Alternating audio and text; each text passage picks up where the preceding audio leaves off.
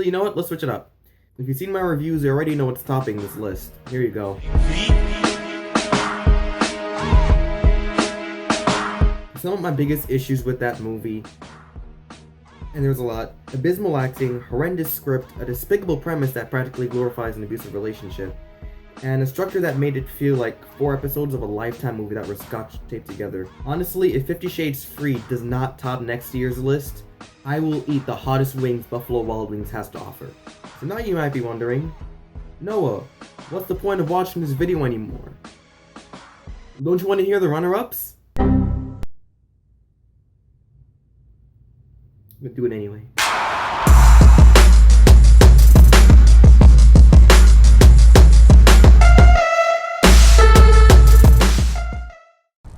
I thought this job would have more car chases and explosions and shit. Something interesting started to happen after the success of 21 Jump Street.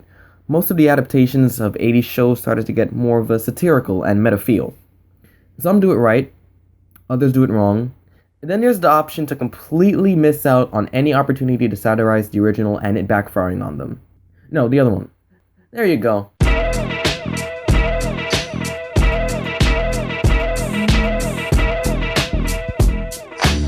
A show that was gift-wrapped with comedic possibilities and stuff to poke fun at. And this is the best you can do? There were so many opportunities to make clever jokes and callbacks, but oddly enough, them going for the more original route played out poorly. Like, the opening could have been a great opportunity to parody the original's opening, but of course they used that opportunity to shove in some more songs that I'm sure just the kids love, and one of the worst title cards I can even remember. Not to mention, they also have a dick joke in here that runs for, I'm not kidding here, I timed it exactly, 2.5 minutes. Wow. There's running a joke into the ground, and then there's a joke that runs deep. So deep. So deep, put her butt to sleep. The story and characters in here are all the basic cardboard cutouts. The glorious muscle-bound hero who, of course, never does anything wrong or else they throw a hissy fit off screen. The douchebag with a heart of gold, and the nervous geek who tries to get with one of the strong and well-written female characters. I mean, I'm not necessarily looking for, like, the most original characters in comedies, but can you at least make them funny? That's all I ask. You know what I also ask of you? Not to make poor excuses for when your movie doesn't do well. When this movie started to get slammed by critics, The Rock decided to be one of those people and pull out the whole "this movie wasn't made for critics, it was made for the fans" excuse. You may recall David Ayer doing this with Suicide Squad a year ago. And the movie's good. The movie has a great heart, and the movie's made for the fans, and I think that they know that and they see that. And it's just as nonsensical of a statement there as it is here. See, here's an idea, alright? Message to all filmmakers and film studios, okay? Maybe your movie is bad because you made a bad movie. Saying that you made a movie for the fans is like if Amazon said, well, the Fire Phone wasn't made for critics or the general public. It was made for the true Amazon enthusiasts. Yeah, it makes no sense and is a really poor and obnoxious way to pardon yourself from criticism. So can we please just kill that noise and acknowledge the fact that we made a bad movie? Okay, I guess not.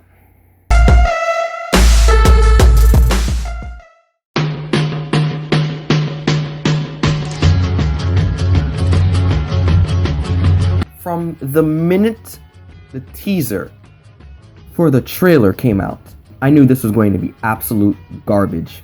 Like, it was such an obvious vehicle engineered by studios to make money, and it didn't work out at all, thank God. The story in here makes no sense, first off. Like, as punishment for getting possessed, killing the pharaoh and his kid, and for trying to spread the demon to someone else, the lady in here gets mummified. Alive. Did they just skip over the fact that she is possessed? I mean, that's like trying to put handcuffs on Superman. They aren't gonna last long. The people or the handcuffs. Like, plus, you know, if anything, just to be sure, just kill her. Just try that. Okay? A nice spear through the stomach never hurt nobody. Then we wouldn't get this sorry excuse for entertainment.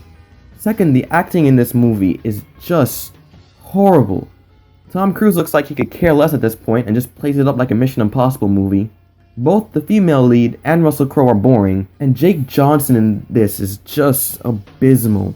Like, usually, I don't mind him in a movie, but here, his line delivery stinks and the movie just doesn't know what to do with him.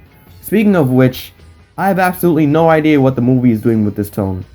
1 minute, it will be like an intense, dark, borderline horror movie, and then the next minute, it will be like a Marvel movie, and they don't mix well at all. The effects are just as terrible as the trailer would have you believe, with Discount Sandman being notably bad, and the writers throw out any effort to just make a good tie-in movie and just shove in all this filler to set up other movies, like another film y'all know and love. Yet, as much as I make fun of that franchise constantly, it did start out on the right track with Man of Steel. I mean, yeah, the movie isn't very good, but at least it wasn't trying to promote 6 new movies. Like, it was focused on the origin story of Superman, even if it ended up failing to do just that. With this movie, even the damn tagline is talking about a world with gods and monsters. We don't care about those yet. Just give us a good Mummy remake and we'll be good. But no, we've got to stop the movie in its tracks to promote Dr. Jekyll and Mr. Hyde starring Russell Crowe. A movie that doesn't even have a release date yet. Plus, apparently this film bombed so badly that, as of writing this video, the producers have decided to head back to the drawing board, so now we don't know if we'll even get the movie. So to conclude, they just spent 110 minutes promoting a movie and franchise that is now dead. Congratulations, you played yourself.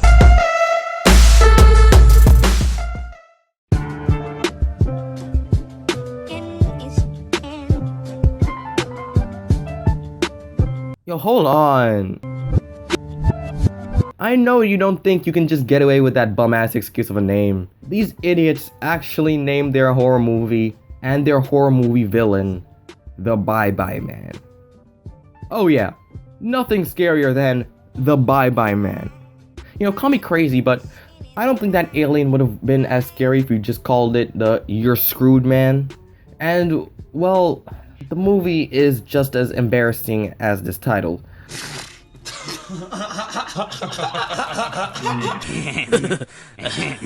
Basically, 3 college kids move into a house that just so happens to have the spirit of... You know what? I'm gonna call him Richard. No objections, right? Good. So, Richard can be summoned if you say it or think it. So, of course, they do both because no one's gonna keep a name as silly as that a secret. Anyhow, once you summon him, he can make you hallucinate with wild images that can even end up killing you, even though he would need as many people as possible to live so that he can keep living and possessing people, but whatever. Let's just watch some of the laziest scares and worst performances of the year, especially from the female lead. Sasha, your grandmother has some biscuits or rolls or something. Gams rolls? Ooh, that delivery. That's right, you dance like your life depended on it. You car dance like there's no tomorrow. You're shivering. I'm gonna figure this out, I promise. I'll see you at 2 o'clock. I love you. I love you. Just get your girl some Dayquil. And some acting lessons while you're at it. The characters are all pretty cliche too. You have these 3 idiots, generic white guy, generic female, generic black guy who gets cucked a lot. She's gonna do a psychic cleansing after everyone leaves. How could I forget? Psychic medium. Let me guess, she just happens to know everything there is to know about the demon or curse, but she still gets killed by it in the dumbest way possible that doesn't fit her character at all. Yep. Elliot. It's okay, Sasha. People have doubted me my whole life. Elliot, you can go ahead and live a sheltered, shallow, physical existence. Oh, and she's on a high horse. Boy oh boy, this movie is pulling all the right levers to piss me off. The Bye-Bye Man is about as bad as its name in pretty much every single aspect, though it is kind of fun to watch if only to make fun of it. However, because this thing actually managed to be a box office success, just make sure you get ready for the sequel. The damn it forgot my keys, man. You know, there was gonna be some long speech here about Kingsman and the state of the spy genre back in 2015, but I'll just keep it simple and say Kingsman is the 2nd greatest action movie of all time. So when I heard that there was another one coming out, I got excited, of course. The cast looked great and the action looked just as fun as the first film. What could go wrong? Somehow everything. The Golden Circle is exactly how not to do a sequel to an action movie. And you know, there is a reason why I thought the action in this film looked so good. Most of it is just callbacks to the original. I mean, they replicate the scene where they tried to drown the contestants and the bar scene, with the latter being worse than the former. The story is another doomsday scenario where Julianne Moore is a drug dealer and drug advocate who wants to kill everyone when she adds a chemical to every single drug in the world. A few weeks ago, an engineered virus was released contained in all varieties of my product. Cannabis, cocaine, heroin, opium, ecstasy, and crystal meth. I have good news to the millions already affected. It doesn't have to be this way. I have an antidote. I'm sorry, explaining this will help your cause? I mean, in the original, Valentine's plan kind of made sense. In fact, it was kind of scary how much it made sense. Here, it's just, boy, I want people to stop seeing the negative effects of drugs all the time, but how do I do that? Oh, I know, I'll poison everyone who uses it. Oh, great logic. Of course, to execute this plan, she has to do away with any obstacle that may get in her way, so she decides to completely wipe out every single Kingsman agent and household. Yes, that includes Roxy and even JB from the first movie. Which is another thing, they keep killing off characters from the first movie and it doesn't feel natural at all. I feel like they did it just to say, hey, we can kill our characters if we want. Boy, we sure have big balls. Not really. It feels forced and like you're trying to prove a point in a not so subtle or sensible way. Especially because, okay, yeah, you're gonna kill off all these main characters and all these important characters that we got to know and love in the first film, or that we should have seen a lot more of. But then you're gonna bring back Harry and the Kingsman trainee that went rogue from the first movie. That shit don't add up. You're making them mad as fuck. I mean, the latter especially, like this trainee just shows up in the beginning of the movie out of nowhere, and it feels like we literally just skipped a scene. But yeah, bringing these characters back somehow ends up shooting these writers in the foot because you have balls to kill off your characters, but not all the way. Like another movie we all know and love. And of course, in true bad sequel fashion, the effects also take a nosedive in terms of quality. Even worse is that 40% of this movie is just lathered in awful effects, and they'll just put it in the most nonsensical places too. I mean, like, there's an establishing shot in here of a bar, and I'm not even slightly convinced that it's a real bar. You couldn't find an actual bar to film the outside of? Give me a break. Look, I'm doing it right now. Now give me a budget of $100 million and set to film. The Golden Circle does everything wrong it possibly could, and squandered any hype I had for the third one.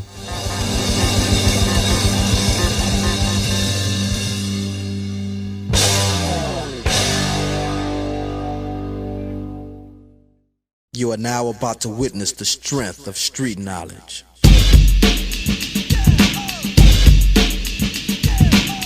This movie somehow managed to push Rings off the list, which is no small task. You have to be like a certain level of terrible to achieve something like that. However, the same guy who brought you some kind of Suicide Squad set out to do just that. What we have here is an idea that's dead from the very beginning. We're not even a minute in, and I can already predict everything that is going to happen in here. This bright creature is either going to be Will Smith, who they somehow made unlikable and uncharismatic on a level we haven't seen since After Earth, and Joel Edgerton. He's not interesting enough to say anything about. The world that they try to set up, a dark and realistic world where mystical beings and humans live together in a gritty portrayal of Los Angeles, turns out to be one of the most laughably bad misfires I've seen in a while. Oh, come on. Why is the fairy in the bird feeder again? You thought- told me that you killed it. All right. I'm gonna be honest with you, all right? Please. I don't fuck with no fairies. You need to fuck with that one. You expect me to look at this movie and environment through the same lens as something like Training Day, but then I see a damn centaur cop securing the perimeter. So yeah, this movie takes itself way too seriously. Also, somebody needs to tell David Ayer to get a better DP, because just like Suicide Squad, this film looks like complete garbage. It looks like he puts a dishwater preset on the cameras he shot this with. But the writing in this is just horrendous. It's not funny, and it tries to make nonsensical words and fantasy vernacular sound plausible, and it ends up backfiring badly. Fairy lives don't matter today. Fairy lives don't matter today. Fairy lives don't matter today. It's like when they put Looney Tunes characters in a much more serious light. Or in Suburbs. They're called Looney Tunes. Sorry, different fight for another day. Not to mention the social commentary. Oh my gosh. The social commentary. Okay, you have a world of orcs, humans, and elves. The humans are pretty much regular humans, right? The elf civilization is like the people you see in Infiniti, Lexus, or Mercedes-Benz commercials, where life is all good and they can buy their spouse a $30,000 car for Christmas if they like, and the orcs are seen as the lower class. And right now, tensions between the humans and the orcs are at an all-time high. See where I'm going with this? Yeah. They're clearly drawing allusions to Gamergate. I don't think I've seen so many ideas mismatched together so poorly than Ready Player One. I mean, I haven't seen it yet, but come on. Can you feel this? Yeah. Come on.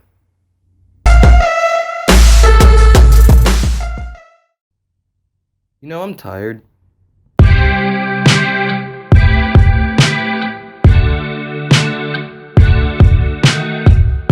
There's only so much frustration and anger I can expound with this franchise, but at least this was the one that finally tipped off audiences. Hey, maybe we should stop paying to watch these poor excuses for entertainment, especially as long as this douche nozzle is in the director's seat. The film is not only the lowest rated in the series, but is also the lowest grossing, a milestone that not even the worst movie ever made could achieve. Is it worse than that? No, not really. If this was comparable to any other Transformers film, I would say Dark of the Moon, even though it's not as good, simply because it's predictable, boring, and way too long. Oh yeah, and then there's that other problem. If you saw my Transformers reviews, you know what I might be talking about. And for those of you that watched and caught on, you might be saying, impossible. They can't be that stupid or lazy. Well, unfortunately they are. Because yeah, guess what? They made the same movie again! How do you make the same movie 4 times in a row? Again, we start. Hey, we've been here a while. Here's our MacGuffin for the movie. Then, hey, blind American stereotype. Then, oh, hey, military guys, how have you been? Oh, there's an anti-Transformers task force? Okay, wait, honest question. Why is there another one? Like, what happened to the other task force? Were they disbanded? Taken over through some horizontal integration? See, Mom told you I'd go to that class. What's that? We're gonna trust Megatron? Oh, okay, that's wise, because it worked so well the first 2 times you tried it. Okay, but give them some credit. They actually do something you've never seen before. A rip-off Suicide Squad. Like, there's no mistaking it. It literally turns into Suicide Squad for like 10 minutes, but if every character in here was Slipknot. Then, oh hi side character, are you black? In that case, what's crack-a-lackin' my homeboy? Oh hi Optimus Prime, still spouting poetic nonsense? Oh, that's right, you're not Optimus Prime anymore. You're the shell of what's left from Age of Extinction. Well, might as well rip off a page from Furious 7 and make you the big protagonist, for you, the bad guy. Except we're not even gonna try and give you a motive that hasn't been used in countless films over and over again. And finally, let's get down to business and give you the exact same loud, drawn-out white noise we've been giving you since 2000 and goddamn 9. Hallelujah! Holy shit! Mark Wahlberg couldn't care less at this point. Anthony Hopkins is off his meds. The writing in this is drastically unfunny. Don't kill the messenger, or the messenger will kill you. And the editing in this is awful. Call someone. Great, thank you. Yes, yes. It's so bad that like the aspect ratios keep changing throughout like the entire movie. One other movie that did this a lot was with The Dark Knight Rises, but they saved the letterbox for regular dialogue scenes and the wide IMAX shots for the action scenes. I mean, yeah, it's annoying, but at the same time, it makes sense. Here, every other cut switches the ratio and it takes you out of the experience. Well, when you're not checking your watch constantly. While The Last Night is nowhere near as bad as Age of Extinction, it's still a sign that Michael Bay and the cast just don't care anymore. He should just go away and let someone else direct the 14 other movies in development. And a crossover with G.I. Joe and Gem and the... Oh, I need a minute. Ladies and gentlemen, I doth proclaim the following statement without any sarcasm. The Last Airbender's whitewashing has officially been one-upped.